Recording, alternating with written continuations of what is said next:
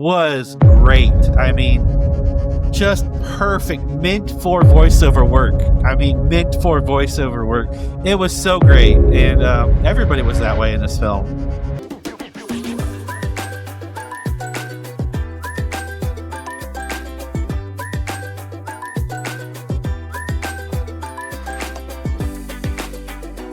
Hello. Please come in. There's some fresh cookies in the cookie jar. There's a pitcher of Kool-Aid on the counter. Have a seat. We'll put a movie on for you. This is Movies at Grandma's House, where we look at the movies from the past to see if they're good with our modern eyes and Grandma approves. And I'm your host, Isaac. I thought we'd be dead by step 2. This is going great. And who's joining me to cover the movie Over the Hedge? This is Seth. Let's call it Steve. I love that line. How are you doing, my friend?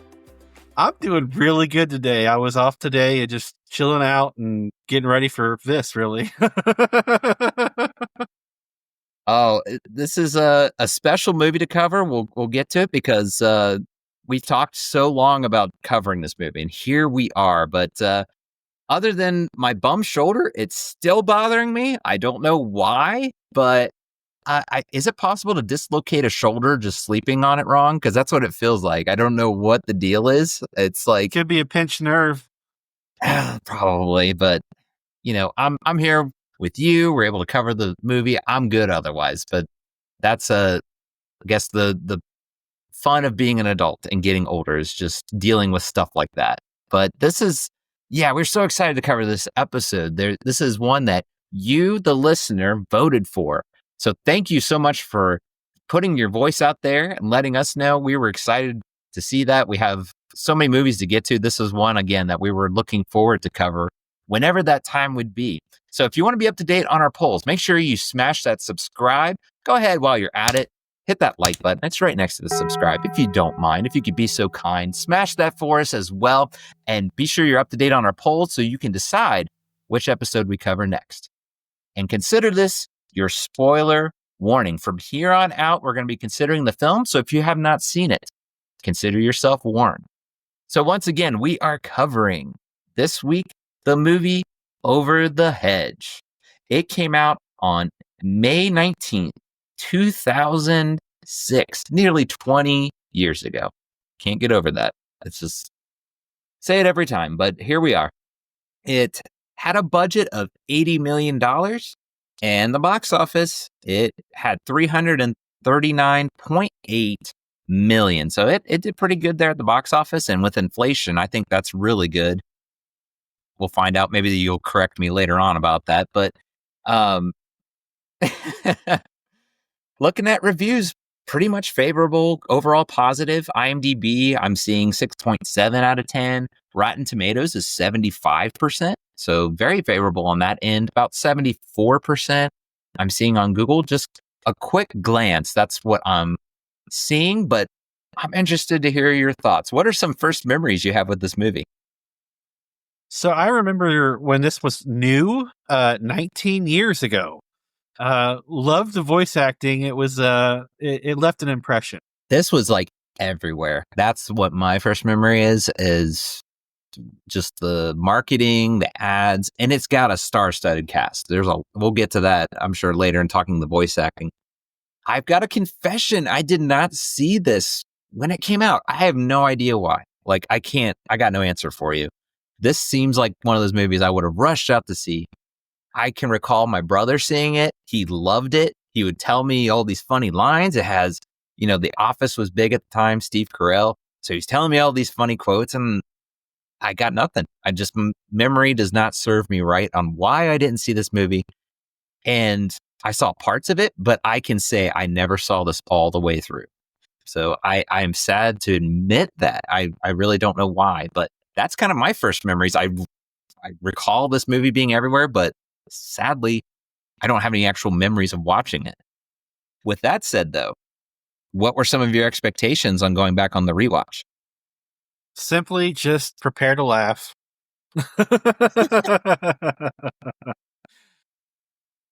like I said, I hadn't seen it all the way through. So I was like, kind of excited. I was like, I finally get to sit down and watch this with my kids like I always do, but I get to watch it kind of with a fresh take. So I didn't know what to expect. I was just like, I've heard so much about this. I just want to sit back and, like you said, laugh. I want to have a good time and just see where it takes us. Well, before we get to our plot rewind, let's pause just a moment to hear from our sponsors. Love movies as much as we do? Bring the experience of the big screen to your walls with movieposters.com. Whether you're into classics, blockbusters, or indie gems, they've got something for every film fanatic. As a listener of our podcast, you can get 15% off your order now. Just use code Grandma's House 15 at checkout. Head to movieposters.com and let's build your ultimate collection today. All right, so let's take the DVD out of the case. Let's put it in the player and press play. And press play. When RJ, a thieving raccoon, steals from the wrong bear, he has to come up with a plan to return the bear's food. He stumbles across a small group who are looking for food themselves. He smooth talks them into finding more food. That's when everything that could go wrong does. Pour the Kool-Aid, find your beanbag chair. Granny's got the perfect movie for you. Yes, I appreciate that. This is it kind of starts out dark, but then it really builds. That's what really hit me at first. But I want to hear from your thoughts. What's your first impressions when you're watching this film? So the script, the voiceovers, the animation really shine. I love how the introduction jumps to the plot immediately. There's no lingering. There's no, let's take time to build characters and everything until we actually get to the plot. It's right there, taking you right to the heart of the film. Yeah, that's what really jumps out. It's like you're watching it and it starts out with RJ stealing stuff and showing his scavenger kind of, personality, and he can't stop. He's stealing from a bear and it's this can of chips. He can't resist it. He has everything else, but no, he has to go back for those chips. So very early on, I was very impressed with that. Just simple things like that of conveying the character, kind of what you're in for.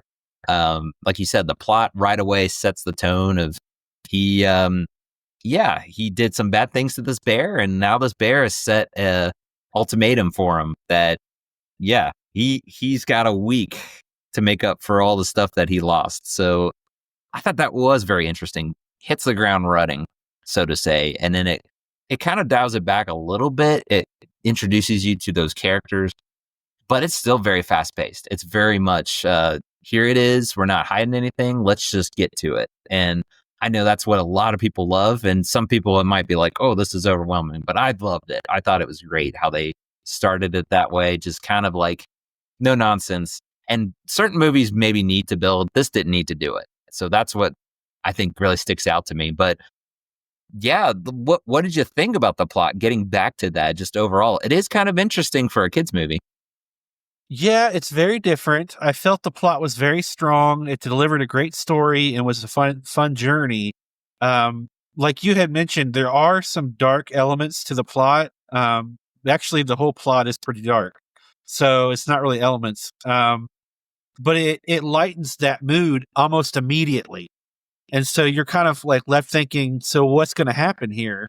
And that's what you really get attached to the characters. And I thought that was delivered brilliantly. I agree.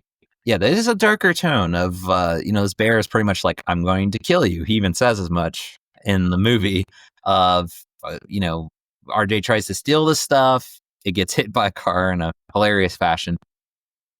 He's pretty much like, every single thing that I had needs to be back in a week's time or I'm going to kill you. I'm more on the darker tone, but you can appreciate it because it goes along with that character. Meeting these animals that hibernated, they're coming out of hibernation, they're trying to get their food, but guess what? There's this big Hedge, aka Steve, that is now up, and there's all these people around. So they're like in a shell shock state, and he's kind of that guiding, like, oh no, you can do this, but he has that hidden agenda of, yeah, I've got this bear trying to kill me. So I like that plot. I like that element. As dark as it can be, I think it's still fun. It's a kid's movie, so you kind of in the back of your mind, as much as that is dark, you're like, he's not really going to kill him. Wouldn't want to see that, but I really do appreciate that, though. It's not just a straightforward, here's a bunch of animals and they're trying to get together. But yeah, that kind of leads into the characters. Again, the plot introduces you to them. There's so many characters. I want to open it up to you, though. What did you think of the characters? So let's take a minute to celebrate the cast. You've got Bruce Willis, Gary Shandling, Wanda Sykes, Steve Carell, Allison Janney, Nick Nolte, William Shatner, Eugene Levy, Thomas Hayden Church, and Catherine O'Hara, to name a few. So I have to, I've already mentioned also my love for Allison Janney on Finding Nemo episode, but this cast is wow. Yeah. Where do you kind of tapped into it, but it's like, where do you start? There's just one thing after the other. Bruce Willis is your main character with RJ. And you're thinking, it was a $80 million budget, which inflation, that might be a little bit more. I'm thinking, how did they afford all these people? These are some big stars. Bruce Willis alone had to command, maybe he took a price cut or something, but you have to think he was definitely the highest paid or up there. And going back to, Steve Carell was at his all-time like prime peak or whatever, with The Office being very popular. He was the it. And all those names. I just go through the list one by one. They're all, in a way, they can either be a supporting, like a main supporting, but I still can't get over it. I think they're all fantastic. That's one thing I was making a note of when I'm watching this, was it wasn't just a bunch of names either. I really respect when they get these bigger names, but they do so well at it. Avril Lavigne is in this movie. And if you aren't paying attention, actually, you wouldn't recognize her voice. I feel like, did you feel like you could recognize? No, I was actually trying to pay attention and really look for it. And I got about halfway through the movie and I was like, oh, that's her. Okay. If I could jump back in real quick and talk about finance, like the financial side of the casting. I know when we were growing up, what was very popular is the leading actress would get like $15 to $25 million for these big movies. Well, that kind of has gone down a little. And what they do is they give incentives. Like if this movie does well, it is received well, we'll give you a percentage of the movie overall. And for a DreamWorks movie, it's going to be big. And so that's a smarter thing to do financially than take a lump sum, because that'll pay out forever. Right. Basically. And that's interesting because you were saying how they might have taken Bruce Willis probably did take a cut for this movie. But nowadays he would get a percentage of that film, and that would be paying for the rest of his family forever. So yeah, that's a great point. I'm thinking of other movies, not to get sidetracked, but I think I just recall an article with Robert Downey Jr. He did that with the Iron Man Marvel movies. So just do the math. He made so much more than if he was paid per picture. I think the article said something about hundreds of millions. That's just insane. So kind of a little glimpse of, that's a smarter play at times. If I could just jump off one more second. Go for it. So I believe it was Matt Damon that was offered Avatar. And he would have made $350 million from one movie. Nuts. It's just nuts. Yeah. It's a bit, sometimes you see that happen. It doesn't work out. Sometimes they do bank on, this is going to be a hit, and it isn't. But if he's doing fine, though. Right, he's doing fine. Don't worry about him, folks. Yeah. I think he's a household name by now if you want to look at things for sure. But yeah, I just love this casting. I was just in love with this cast. We've considered so many movies with those all-star casts. I don't think this was any different. If you go back to those promos, they are definitely pushing the names, which I would too. I would definitely be pushing these names out there as you're advertising. But this it warms my heart when I just see, going back to like talking about Avril Lavigne, I didn't think, okay, this is just her phoning it in. She actually had this like character that she was doing, because Avril Lavigne, going back to like Steve Carell was kind of the it, Avril Lavigne was kind of the it. So they had these names that are definitely associated with the time, but I respect them so much because I feel like the voice acting is very well done. William Shatner is just, he's a ball to listen to as a possum that's over dramatic of faking his death and things like that. That's what sticks out in my mind. I love it though. This casting is just awesome. I thought Nick Nolte as the bear was like, he changed his voice a little bit. I Yeah. thought it was really great, and I kind of wanted him in the movie more. Actually, Yeah. That's a great point with him. Like, you don't hardly recognize his voice either. And that's where my respect comes in. I'm not saying you have to change your voice completely, but if you're just sitting in a recording booth and you just record your voice, okay, that's still, you might have the talent because you're acting, but I just have that much more respect for somebody if they're able to get in character. And there's a lot of characters. I mean, each one of these personalities, RJ, again, he's kind of that, scavenger. He's all about where can it benefit me. You have Vern, kind of that cautious turtle. Hammy's the energetic squirrel. I love it. It's just a lot of different personalities for such a big cast, for such a big ensemble of characters. But you could almost say, I love this one. I love this one. If you're going to ask, like, what's your favorite? I mean, I have to throw that out there. What was your favorite character? oh, I mean, That's a tough. RJ was probably my favorite. I liked them all. Each character was so pronounced, and they did such a good job. Like you were talking, I was talking about the voiceover work. It's hard not to have like multiple favorite characters. I mean, like it's so well done, just so well done. Yeah. I like RJ. Hammy steals the show for sure. And if you like Steve Carell, obviously, but that character plays such a central part in the plot towards the end. That's something I remember my brother telling me about. He's like, he's already energetic and he drinks caffeine and time just stops. And I just lost it. I thought it was so funny. This was back before all the movies did the whole like time stops and speed. So I really appreciate that scene. The part where he fakes having rabies to get the wagon from the girls. Yeah. Yeah. Oh my gosh, I was in stitches. I was almost crying laughing. That is just, if you watch this movie and you just watch that scene alone, the rest of the movie, I think there's so many funny parts, but that is probably my favorite. I was in stitches laughing. Was there a part like that? I mean, there's so much comedy in this movie. Honestly, for me, Vern was the second favorite. I loved how he played off of the opposite of RJ, and he actually talks about it in the film. And and Gary Shandling's voice was great. I mean, just perfect, meant for voiceover work. It was so great, and everybody was that way in this film.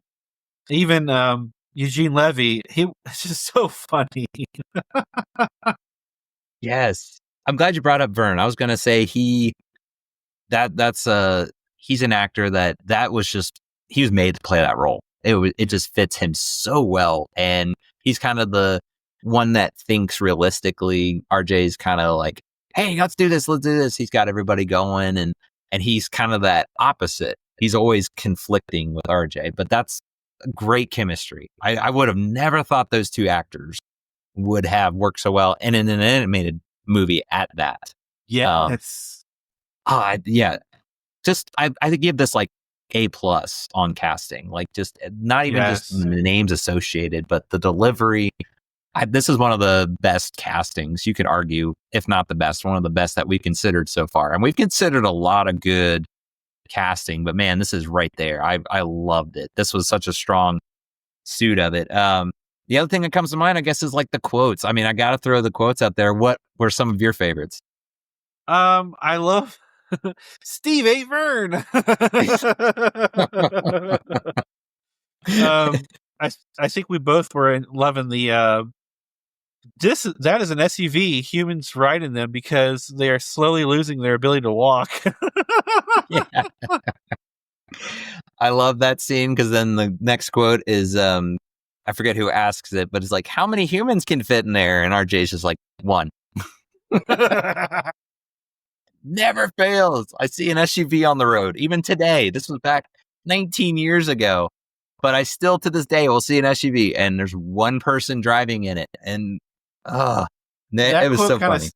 That quote kind of stung me because I had an SUV and I don't have a family. Like, I don't have kids or anything. So you were adding to it. I get it though. Yes. I get it.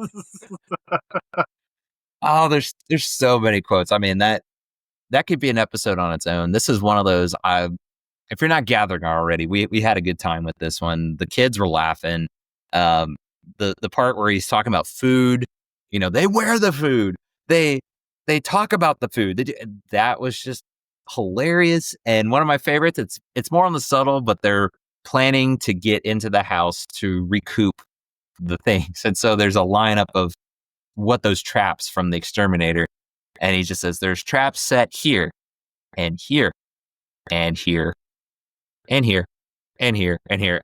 I love that because it's kind of a trope of what you see in movies, like, some kind of spy or whatever movie that they're trying to get in somewhere and there's like, we need to go here, here, here. But it's just making fun. I laughed at that. And the kids, they had such a fun time with it. This is just one of those movies. We could go on and on about the quotes, but it's so much fun. It's so much fun. If you hadn't gathered already, we had such a good time with it. I don't think that the animation was a focal point of this one, but what did you think about the animation as well? If there's a negative, maybe the animation shows its age. We've talked about certain movies in the animation kind of for its time. Maybe it was groundbreaking. I do think they were pushing that because there's like I think a post credits or during the credits, they're kind of showing a cell of them, but it kind of does look dated. I don't think it's bad though. I don't think it was a bad animation. But if you want to look at a negative, it's like, I kind of wish it aged a little better. I don't know. How did you feel about it?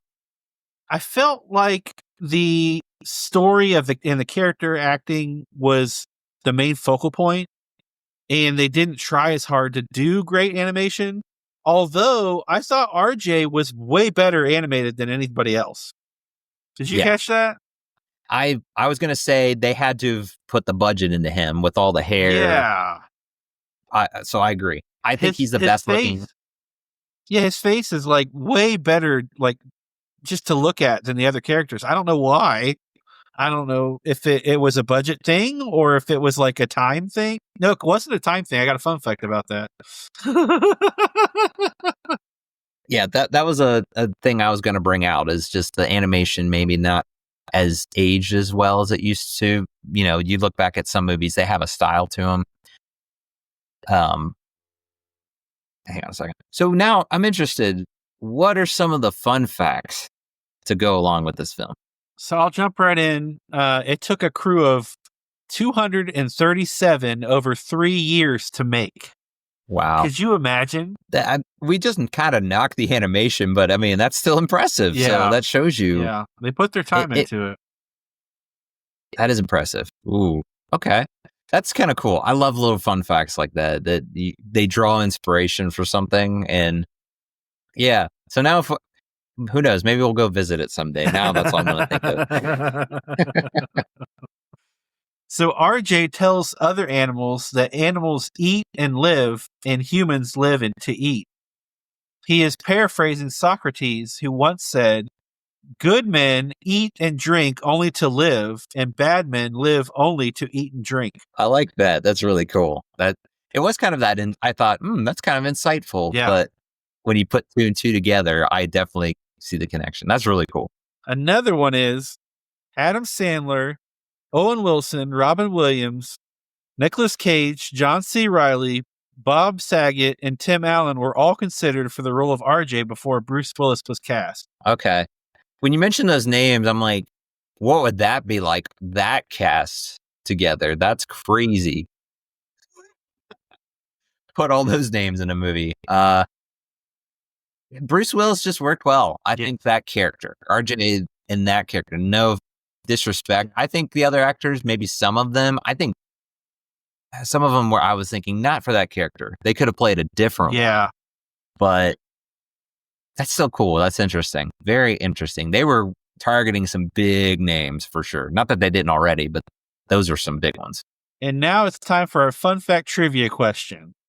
So, who was considered for the role of Hammy before Steve Carell was cast? A. Patton Oswalt, B. Tim Conway, or C. Gavin MacLeod? Oh, man. So it was before Steve Carell, though. So that's what's interesting. Yes. Okay. I could see Patton Oswalt, that name we keep bringing up, but I'm going to go with Steve Conway. Sorry, I had to. It was a trick question. Ah. Patton Oswalt, Tim Conway, and Gavin MacLeod were all considered for the role. Oh, so I got it right. You go. Okay. You got one. You bailed me out. I appreciate it. I was on a losing streak there. You helped me technically get out of that. Yeah, I can see them all, though. Okay. That's interesting. I think Steve Carell, I'll go back to again. He knocked it out of the park, though. That was just, I loved his character. If he wasn't my favorite, he was up there for sure. I mean, I love so many of the characters, and he steals the show for sure. But the others would not have done a bad job, I don't think at all. But I'm still kind of happy they got Steve Carell. I'm very happy they got him for that role. That's all my fun facts. So, all right. Well, there you go. Let's consider then what kind of reviews are out there before we get to ours. So, Seth, what kind of reviews are you seeing out there? So our repeat offender, the little songbird, said, "This is definitely one of the better DreamWorks animated movies. 9 out of 10. All right. And good job, little songbird. You seem to be pretty much, I think there might have been a few movies we don't agree with, but I was thinking the same thing. They're very, I wouldn't say critical, but like particular in their way they deliver their ratings. Because we've seen some that were kind of harsh. So that's kind of cool. I like that. Yeah. It's great to see a familiar face, though. Yes. So Brando647 says, "Fun animated movie for kids and adults, 7 out of 10. Okay. 7's a respectable rating, too. So it seemed like they enjoyed it, though. That's good. Lauren in Tokyo said, "Witty, warm, and absolutely enjoyable, 10 out of 10. Ooh, wow. Really enjoyed it then. Yeah. But it's a fun movie. It's a fun movie. We've talked about it. We kind of gushed about it. That's a word I like to use when we really like something. I think that's not any kind of mystery, but it's interesting to see ones give it a 10. So glad to see ones enjoyed it as well. But all right. Well, let's get down to it. Let's get to our rating. So I have to ask you, Seth, for Over the Hedge, how are you going to rate it? Are you going to take it home? Are you going to leave it at grandma's? Or are you going to hide it in the attic? So overall, it's a pleasant, fun movie, easy to watch. The music was wonderful. I've got to take this home because it's one of DreamWorks' best family movies. No mystery for me. I'm taking this home. I'm just leading it right out the gate on my rating because it has what I love. I'm a quotes guy, and some movies maybe they do have the quotes, but this just hits on it. For me, I clicked with it. I was drawn in. Downside, I talked about the animation might show its age at times. I think, like you said, RJ looks good. There's certain elements that look good, but it's just maybe a little rough around the edges, so to say, at times. But it's not something that I think, oh, let's ruin the movie or anything. But I'm trying to think of flaws of this movie. Maybe the plot's a little too dark, or maybe certain characters, they do have a lot of energy. I could see maybe some don't like certain characters. I loved them all. I mean, I thought they were fantastic, and they all served a purpose. They all had something special about them, what they contributed to the story and the plot. So no surprises. My kids loved it. They were laughing. If I can hear my kids belly laugh, I'm automatically like, this is a great movie. So yeah, get the kids, get grandma. There might be some potty humor there, but that's kind of par for the course. I think family movies are going to have that sometimes. But this is a family flick that I think everybody's going to have a fun time and laugh with. But with that said, we still got to hear from grandma. So what is Granny's family-friendly rating? Granny's family-friendly rating for this is a B+ for some crude humor and themes that can be dark at times. So there you go. Pretty much just, a little word of caution. Yeah, the bear threatening to kill RJ, that might be a little dark, but other than that, again, can't say enough. It's going to be something the whole family should be able to enjoy. Well, there it is, folks. We have another movie in our log that we've covered. So before we wrap things up, Seth, why don't you tell the good people where they can find and connect with us? You can find us on Facebook, Instagram, and YouTube. You can email us at movies@grandmashouse@gmail.com. We have a newsletter, so keep up to date with all things Movies at Grandma's House. Patreon, we are now on Patreon. Check us out and become a member so that we can stay up to date. And go to movieposters.com and type in Grandma's House 15 at checkout for 15% off. That's it. All good stuff. And give a highlight to our newsletter. It's starting to grow. We have a lot of goodies in there. We have right now a free movie ticket you can customize. You can print it out so you can make your movie night special for all the family. Have that theater experience in your own home. So that'll do it for now. But as we always say, we'll be back to Grandma's house soon. So in the meantime, remember to be kind and rewind. We'll see you next time. Goodbye, Steve. Oh, love.